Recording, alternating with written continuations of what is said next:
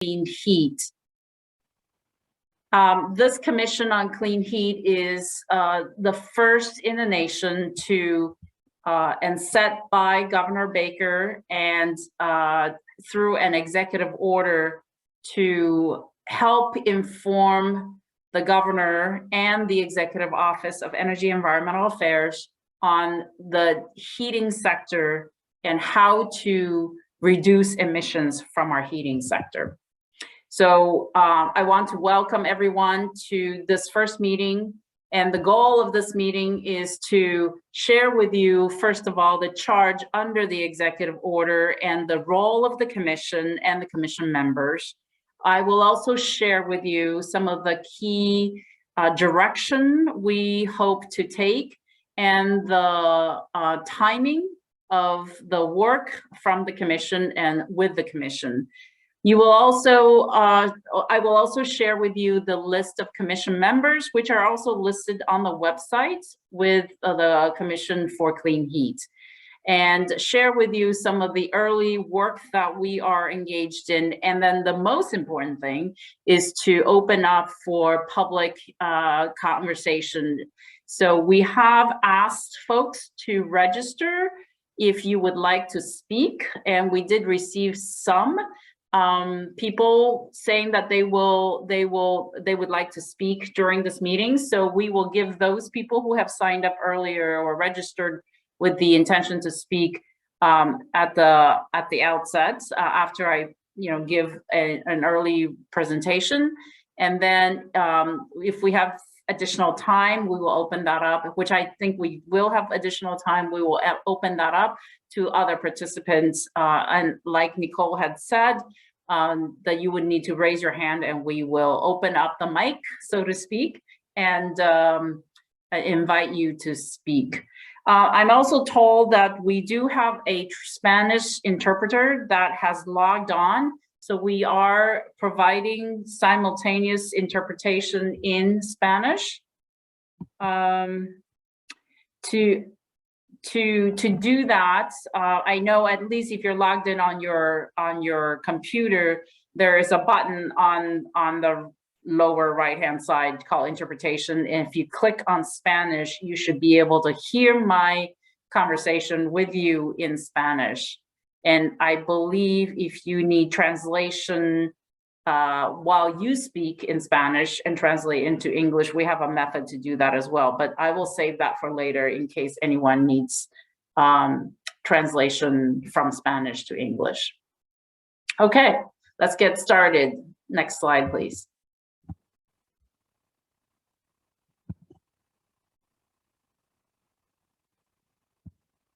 The central charge from the executive order from Governor Baker is to advise the Energy and Environmental Affairs team and thereby the governor on policy recommendations that will achieve long-term greenhouse gas emissions reduction from heating fuels consistent with our existing analyses and legal requirements and appropriately manage the impact to communities, businesses, and vulnerable populations. The core questions that, first I'm gonna pause a little bit. I'm not going to read this executive order that's on the screen, but you can see that there are several highlights on the executive order, which I will say the commission will produce a set of policy recommendations to reduce the use of heating fuel and minimize the emissions from the heating fuels. The policy recommendations shall include explanation of anticipated burdens and opportunities to different businesses and residents across the Commonwealth.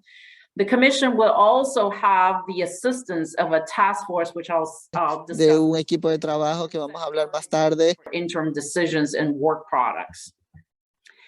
That's what's stated on the executive order. The core question for the Commission and the Commission will jointly answer is what emissions cap framework and supporting policies for building heat would advance our shared goals, and if adopted by the governor, the Commission members and the associate constituents could support or at minimum live with. The question to answer would include how to implement a cap on greenhouse gas emissions from heating fuels and thereby inform the building's greenhouse gas emissions sublimit in the 2025 and 2030 Clean Energy Climate Plan, which the Executive Office of Energy and Environmental Affairs must submit and set. And that's why the work of this commission will be extremely important, because it will inform our other work in our Clean Energy Climate Plan. And I will talk a little bit more about the timeline associated with that. Next slide, please. The commission will be working with us to help set the cap on emissions from heating fuel, as I mentioned. They will weigh the needs and the opportunities in the building heat sector, as well as how it might affect other sectors as we set policies in the building sector. And the commission will be using data and analyses conducted, such as our 2050 roadmap study that was developed in 2020 to show how the variety of pathways are on the way to decarbonize, to get to net zero in 2050.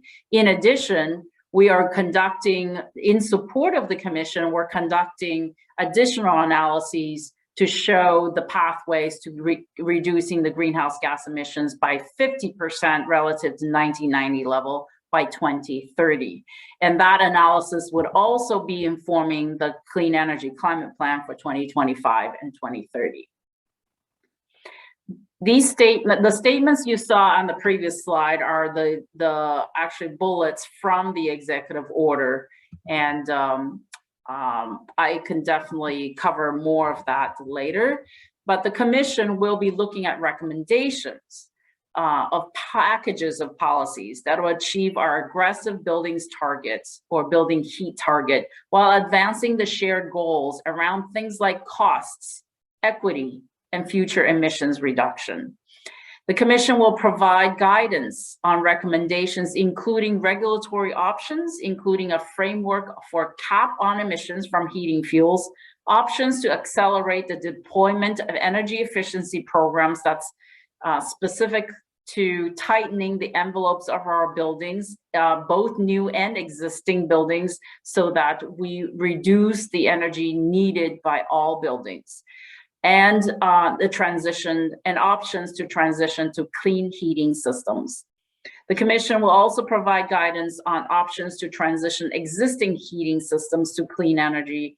And in addition to that, other financing mechanisms or any other ideas, essentially, that the commission would come up with. On this next slide, this slide that you have in front of you is a high-level time frame or the steps of the commission's work. So as you will see, the first step, and these are high-level steps because I will talk to you also a little bit more about the timeline. The first step is to really orient the group, how the group could set goals together, an understanding of the commission's role that I just discussed, the group's process, and the shared vision and how we share information with the commission. The second step is the vision and the criteria for success. The commission, because they come from different backgrounds and different perspectives, we wanted to commission to have enough time to share with each other their perspectives on the criteria for success for this commission. And then included in the second step, identify the key issues and then deliberate on the potential solutions. The next step, step 3, is to develop the ideas for the Clean Energy Climate Plan, or the CECP, for 2025 and 2030 and really beyond. So the potential issues and the potential solutions will directly feed to the development of the Clean Energy Climate Plan, so that we can draw on the commission when we develop the policies and programs that will go into the Clean Energy Climate Plan.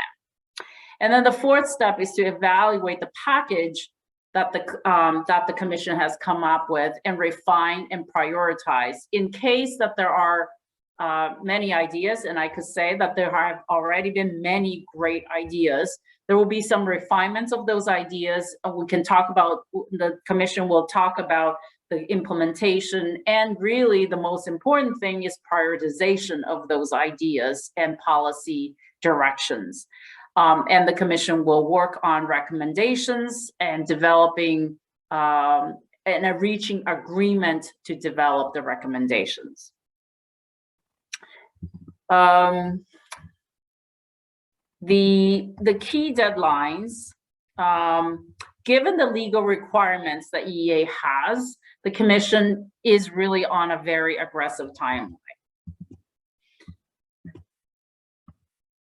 The commission will convene through the end of this year with the charge of delivering final recommendations to reduce the use of heating fuels and minimize the greenhouse gas emissions from buildings by November 30th of this year. Simultaneously, because of the climate legislation and, as I mentioned before, the 2025 and 2030 Clean Energy Climate Plan are due by July 1st of this year. And our office, the Energy Environmental Affairs Office, is developing and submitting the sublimits for the building heat and cooling emissions for that CECP by July 1st to the legislature. We need to release, we need the commission to help us update the CECP and release that by July 1st. To ensure that the commission work supports the development of that sublimit, so the sublimits for the building heat and cooling sector and the sublimits, and to ensure that the sublimits align with the policy recommendations of the commission, we have a very aggressive deadline. So even though I showed you the 4 steps, we actually have to compress and really accelerate the work in this next few months. I mean, the work started in January, so we're really accelerating the work in the first 6 months. By spring of this year, and really hopefully spring is around the corner, but for our work, we're really working quite hard with the commission and coming up by this spring and a preliminary high-level recommendation from the commission. And meeting this deadline, having a spring high-level recommendation will ensure that the commission's recommendations are considered by EEA alongside with other criteria in the Clean Energy Climate Plan. So the commission will develop some high-level recommendation by the spring relating to the kinds of policies, programs, initiatives, and incentives that the building sector's experts anticipate will be necessary to achieve a building sublimit aligned with an economy-wide greenhouse gas reduction of 50% by 2030. Next slide, please. Okay, there's a lot of information on the slide, but essentially it's a timeline for this year. Again, we kicked off the commission on clean heat on January 12th and have had 4 commission meetings so far. The first few meetings were really focused on level setting to make sure that the common understanding of what has already been analyzed and developed by the various different agencies are shared with the commission members, and to orient the group so that we're starting from the same spot. The commission now is focused on identification of key criteria and issues related to decarbonization of buildings and the idea of having a heating fuel emissions cap. And they will be focused on development policy and program ideas and refinements into recommendation for the Clean Energy Climate Plan development. And then following that, so basically that's the first half of the year, but because of the timeline, it's really compressed to up through the spring of this year. And then the second half of the year, from July through December, the commission will focus on refining and improving their recommendations and getting more concrete about suggested action plan moving forward to producing a final report of recommendations for the governor by the end of the year. Okay, next slide, please. Actually, before we move on to the slide, if you can move back one more slide, Nicole. I just want to make sure I covered everything that's on the slide. So above this, above the dates or the months, you can see that what I just discussed. We kicked off the meeting in January. We've had 4 meetings so far, but we're also, so those 4 meetings were average of, you know, having 1 meeting every other week. And then coming into March, we will be developing working group. So smaller working groups out of the commission, and each group will be addressing certain challenges or certain areas of the clean heat task and working on recommendations of solutions. And then the phase 1 recommendation is what we are anticipating would come out of the commission in the spring, so that we can incorporate those high-level recommendations into the CECP. Below the timeline, below the months here, you can see how sort of a little more details about what we've been working on with the commission by month, or more or less by month, and then the steps along the way, with the whole goal of reaching consensus and a final report by the end of the year. Okay, next slide, please. This slide includes all the commission members. I'm not going to read all the names. Their names are also on the website, and some of them, or most of them, are associated with an organization. Some of them are not. They do come from different backgrounds. And I'm quite proud that we're able to gather. I'm sure you recognize these are experts in the fields, and they're all very busy with their regular work. And I'm very proud of and really grateful that these 22 individuals representing a wide range of backgrounds and expertise are willing to join and spend time working on this very important topic and issue. Included here are representatives from affordable housing, energy efficient building design and construction, healthcare, real estate, environmental justice communities, and other experts of, you know, building sector and environmental sector experts. We have engaged with an independent facilitation team led by Consensus Building Institute, CBI, and they've been doing a fantastic job helping us facilitate the meetings and helping us set up those meetings and making sure that the agenda is really extended all the way out by, you know, through the end of the year, to have a goal in mind of where we're headed. Next slide, please. The commission is also supported by an interagency decarbonization task force consisting of subject matter experts from across the executive branch, including the Department of Energy Resources, the Department of Environmental Protection, the Executive Office of Housing and Economic Development, and the Massachusetts Clean Energy Center. These are the key, on your screen are the folks that are representing those organizations at the commission meetings, but even beyond the names that's on this page are significant members and many members from these organizations that are helping to gather the material, to answer questions that the commission members have raised during the meetings. So I'm also very grateful for all the task force members and the organizations and the people behind those organizations supporting this commission. Okay, next slide, please. We have scheduled 3 sets or 3 pairs of public webinars with these 3 dates. Today is the first one. We will have 2 sessions today. One for each of the days, we'll have a pair, one during the day and one in the evening for people who find it inconvenient or unable to join us during the day.